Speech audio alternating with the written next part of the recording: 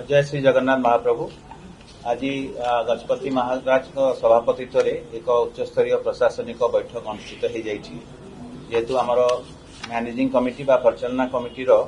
पुनर्गठन होना तेणु अन्य जो माने अधिकारी सदस्य अच्छा एक्स ऑफिसियो मेंबर्स अच्छा से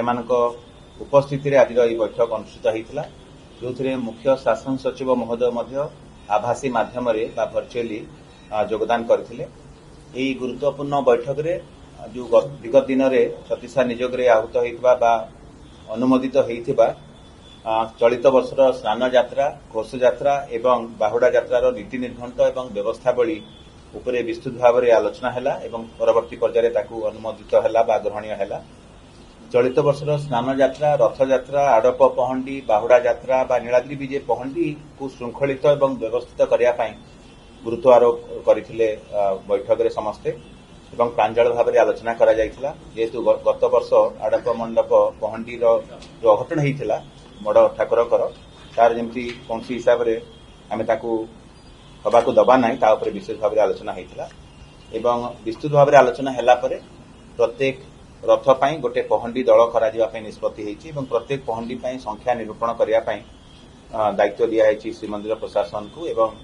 जिलापाल उपमुख्य प्रशासक हिसाब से आम स्तर में संपृक्त सेवा नियोग प्रतिनिधि मान सहित बाड़ग्राही और अन्य सहयोगी एवं सेवा संपृक्त निजों सहित आम आलोचना करूँ आलोचना कलापर चलित वर्ष जिते भी पहंडी कार्यक्रम हम ताकू श्रृंखलित करने व्यवस्थित करने आम चेष्टा करूँ। जगन्नाथ धाम दीघा संपर्क में गजपति महाराज आपको सूचना देते यह जेहेतु राज्य सरकार द्वारा Jagannath temple complex cultural complex तेणु सरकार स्तर में आलोचना करने आज परामर्श होती गजपति महाराज आपको सूचना देते।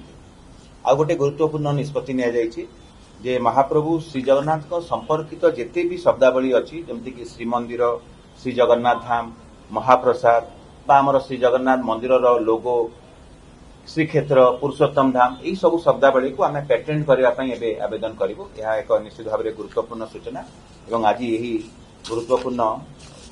उच्चस्तरीय बैठक में अनुमोदन करा परामर्श दि जाए। आउ गोटे निष्पत्ति नीति संपर्क में अनेक आलोचना है जमी कहली नीति निर्घंट और व्यवस्थावली अनुमोदन पूर्व प्रांजल भाव में प्रत्येक नीति उपरे आलोचना है जो कि आमर छत्तीसा निजोर जहाँ परामर्श आसला जहाँ भी रही मतामत ताकू भी आम उपस्थापन कलु आमर श्रीमंदिर कमांडर एवं नीति प्रशासक और अन्य समस्ते आलोचन भाग नेले परवर्ती पर्याय अनुमोदन करागला बाकी जहाँ आलोचना करिया कथा संपृक्त निजोग सांगे जिलापाल उपमुख्य प्रशासक हिसाब से आम स्तर में आम आलोचना करूँ। श्री जगन्नाथ मंदिर जो परिक्रमा प्रकल्पर चारिपाखे अनेक गुड़ी अट्टालिका गढ़ी उठुची बहुत जगह अट्टालिका निज ढंग से करुँच जोटा कि आमर जो मंदिर हेरिटेज अच्छी आर्किटेक्चरल डिजाइन अच्छी प्रभाव पकाउछि तेणु ओडिया स्थापत्य जो अच्छी तार अनुरूप करने आज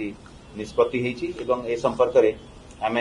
नगर उन्नयन विभाग को एवं राज्य सरकार को नियम प्रणयन करने अनुरोध करूँ। यह सहित श्रीगुंडीचा मंदिर चतुर्पार्श्व जो मैंने अच्छा जो अट्टालिका गुड़िक अच्छी भी सेटा लागू हम एवं